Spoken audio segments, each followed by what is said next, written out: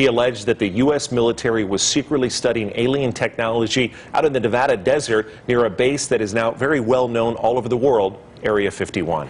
The Pentagon recently admitted that it really has been secretly studying UFOs and then it wanted to figure out and duplicate that technology. A CIA agent is breaking his silence before he dies about what really happened at Area 51 in 1989. That was the year Bob Lazar claimed he worked on alien spacecraft, and the government destroyed his life to silence him, erased his credentials, made him disappear from every record. But the agent's deathbed confession reveals something nobody expected. The craft were real, moving in ways that defied physics. But they weren't alien.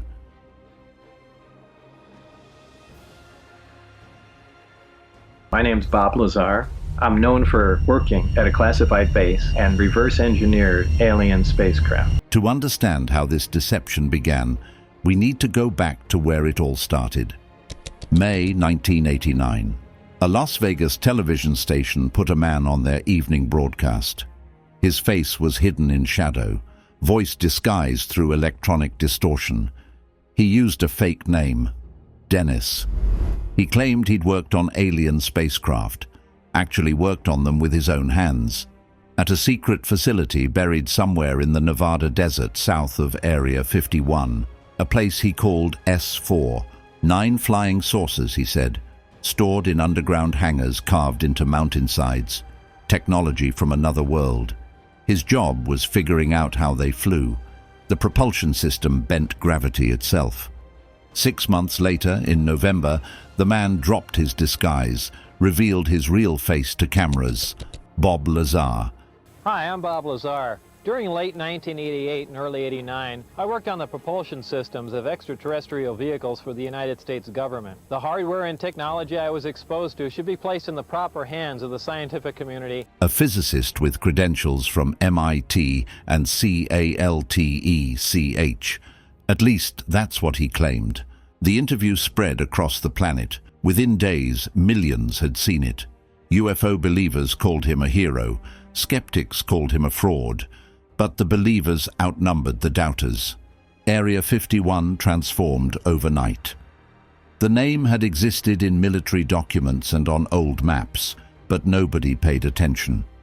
After Lazar, it became global shorthand for government secrets and alien cover-ups.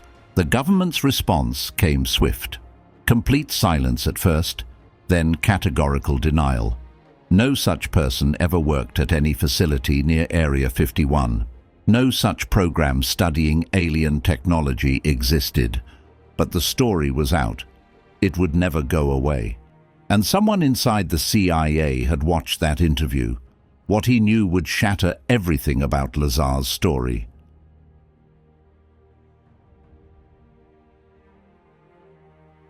The government activated within hours of Lazar going public. Not with press conferences or public statements, with something far more effective. They began erasing him from existence. First target, his education. MIT said they had no record of Robert Lazar ever attending. Neither did Caltech.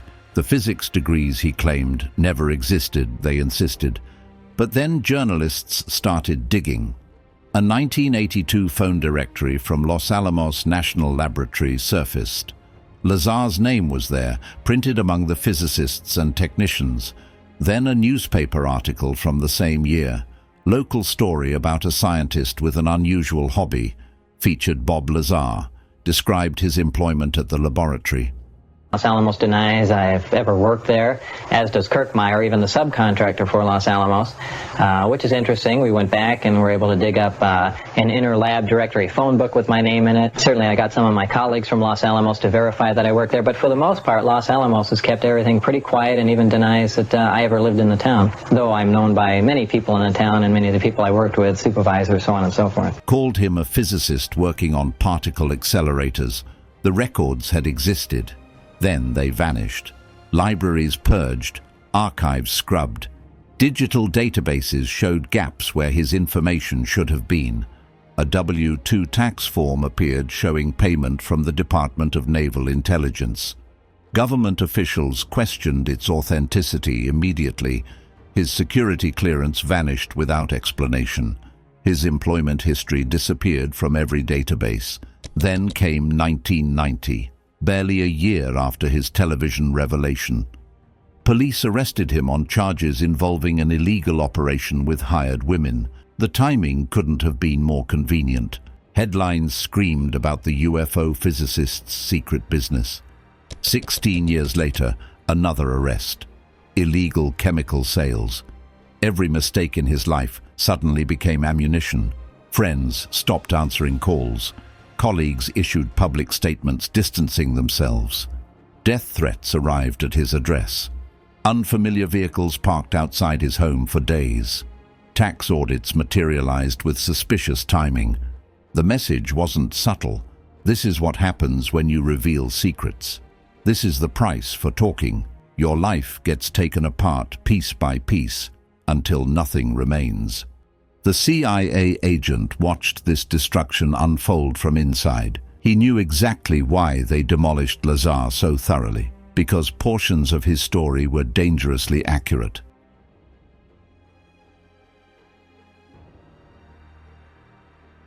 The agent's confession starts here.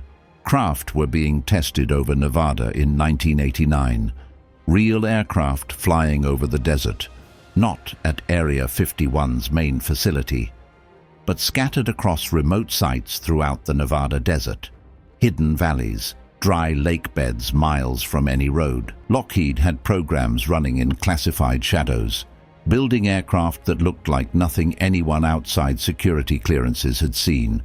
Triangular shapes, sharp angles where conventional aircraft had curves, craft with no visible wings, strange prototypes that could hover without making any sound, technology that appeared to break the rules, aircraft stopping mid-flight, hanging suspended, then reversing direction instantly. No roaring jet engines, no visible exhaust plumes, just silent movement. These weren't spacecraft from crashes or alien visitors, but they looked otherworldly enough to pass for extraterrestrial. Test flights happened after sunset, always at night, over the exact stretches of empty desert that Lazar claimed to know about, the same areas he'd told friends about. People on the ground watched lights performing maneuvers that would crush human bodies, turns so sharp they defied explanation, speeds that jumped from stationary to gone. The agent's role involved shaping what Americans believed, managing the narrative, controlling information flow.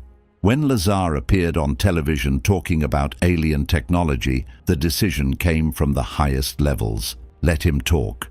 Let him say whatever he wants about extraterrestrials and crashed saucers. Let the UFO community rally around him. Let conspiracy theories spread. Perfect camouflage. While the world argued about aliens, nobody asked the dangerous questions. What could the US military actually build with unlimited budgets?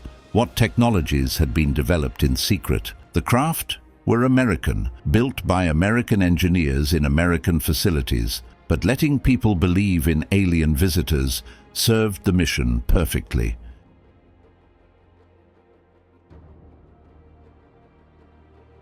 But here's where the agent's confession takes a turn that makes everything more complicated, because Lazar didn't get everything wrong.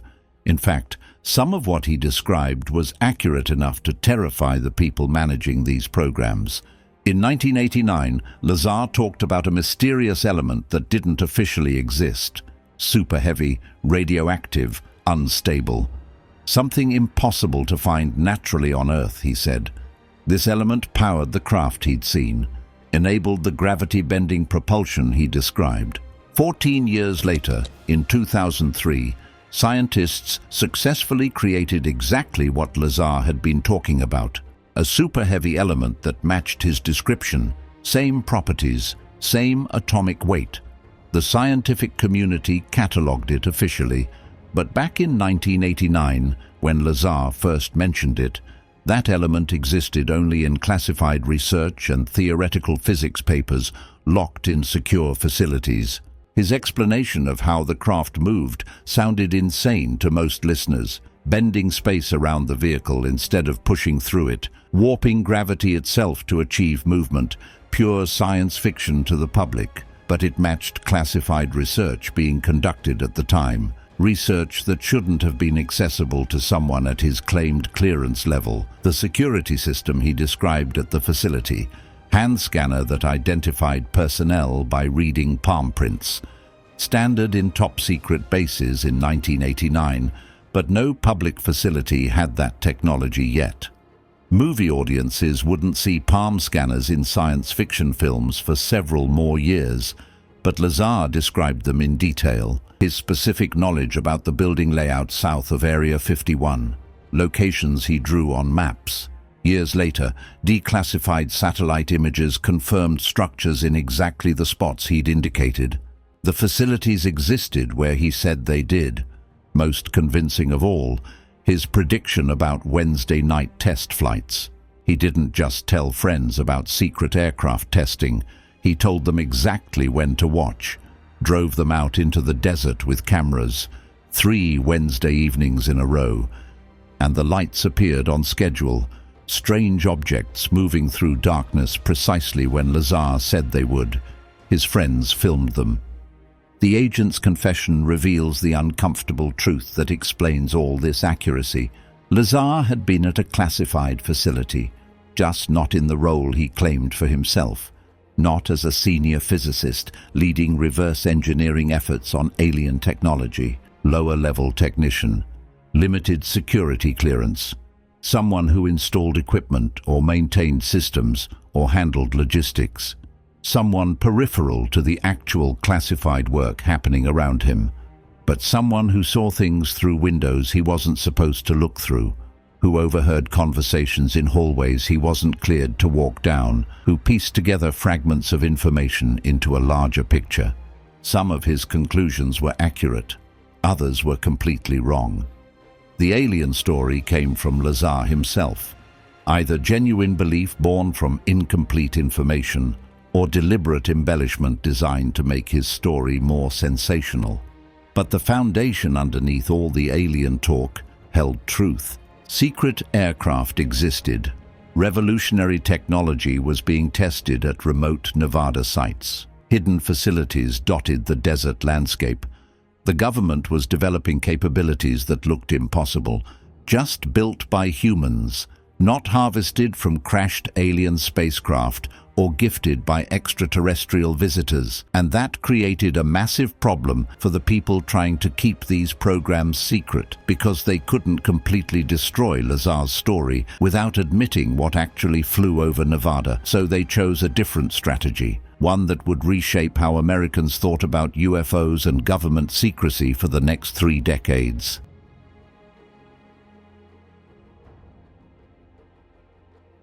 The strategy came from CIA leadership after careful analysis. Don't waste resources denying that aliens exist or that strange craft fly over Nevada. Deny Lazar instead. Attack him personally. Destroy his credentials. Erase his background. Make him the story rather than what he's claiming. Brilliant in its simplicity, media outlets debated endlessly whether Lazar lied about his MIT degree, not what technology could create those impossible flight patterns witnesses described. News investigations focused on inconsistencies in his personal history, not on what the government was actually building in classified desert facilities. The alien conspiracy theory became perfect camouflage for real programs. Soviet intelligence read reports about UFO sightings over Nevada and dismissed them as American civilians seeing things that weren't there. Chinese spies monitored the same stories and filed them under delusional nonsense not worth investigating. Foreign intelligence services ignored Nevada precisely because the stories sounded too crazy to be real. Meanwhile, American aerospace development leaped forward in those desert facilities. Stealth technology advanced beyond what anyone publicly imagined. Propulsion research explored concepts that sounded like science fiction. Design innovations that would eventually revolutionize military aviation got tested where nobody watched except conspiracy theorists the government had already discredited. The agent confesses something darker about other people who came forward during that period, claiming they'd seen similar things, witnessed unusual aircraft, or worked at classified programs, or knew secrets the government didn't want revealed. Some were genuine, real witnesses telling truth based on real experiences. The government destroyed them using the same systematic playbook they'd used on Lazar. But others were different, deliberately planted by intelligence agencies, assets sent into UFO communities to spread disinformation, people with just enough credibility to gain trust, then making increasingly absurd claims designed to discredit everyone around them, mix genuine revelations with deliberate absurdity, make anyone researching these topics look insane by association. The strategy succeeded beyond anyone's expectations. Area 51 stopped being a security concern and became a cultural punchline instead. Movies featured it as the place where government kept frozen alien bodies. Television shows made jokes about little green men and tinfoil hat conspiracies. Tourists bought alien merchandise at highway shops near the base. Real secrets continued hiding in plain sight, protected not by walls and guards and security protocols, protected by the perfect lie that made truth sound crazy. While the world argued endlessly about whether aliens had visited Earth, cutting-edge aircraft development accelerated in those Nevada facilities. Revolutionary research progressed without interference. New capabilities emerged that would eventually become operational systems, all shielded by a deception so effective it turned truth into its own best camouflage. And that pattern would repeat for decades to come, refined and improved with each new application.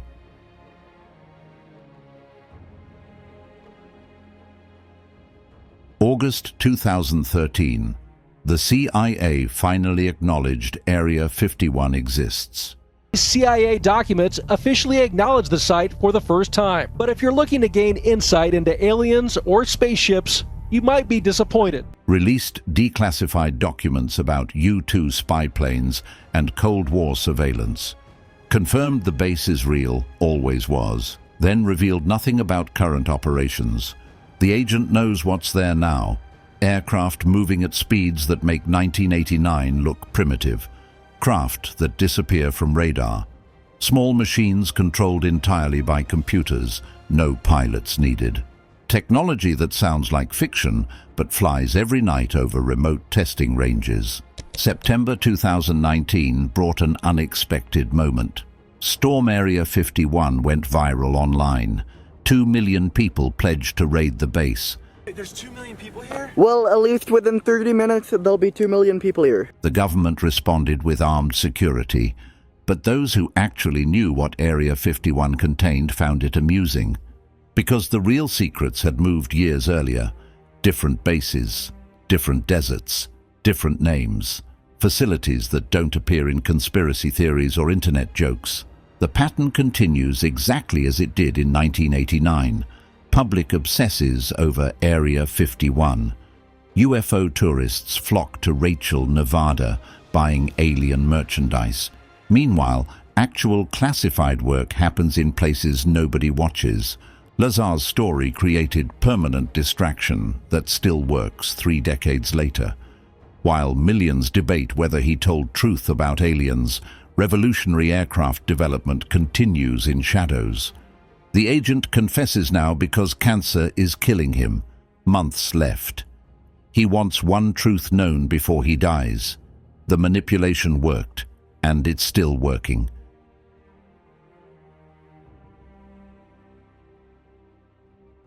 The agent's confession comes down to this. Bob Lazar became the perfect weapon against truth, not by lying completely, but by being partly right in ways the government could exploit. He witnessed real classified aircraft. He described real technology being tested. He knew details about facilities and security systems he shouldn't have known, but he filled the gaps in his knowledge with aliens. And that single assumption gave the government everything they needed. Let the story spread. Let conspiracy theories multiply. Let the entire world argue about extraterrestrials.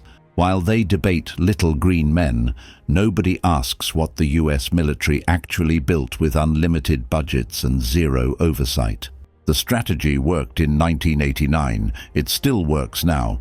Pentagon admits studying unexplained objects in the sky, but the narrative stays controlled. Some sightings are American test flights. Others remain genuinely unexplained, even to those with clearances. But as long as people default to alien explanations, the real capabilities stay hidden. Lazar's truth lives in the middle ground nobody wants to acknowledge. He saw something real. He understood pieces correctly. He got other pieces completely wrong. The government didn't just deny him. They used him, exploited his story, made it serve their purposes better than silence ever could. The craft flying over Nevada in 1989 were real. The technology was revolutionary, but American engineers built them, not aliens, not extraterrestrial visitors, just classified American research that had to stay secret. That's what the dying agent reveals, the truth between the denial and the legend. Before cancer silences him forever, he confesses what he knows about America's greatest deception. The craft were ours, the technology was impossible, and the lie was perfect.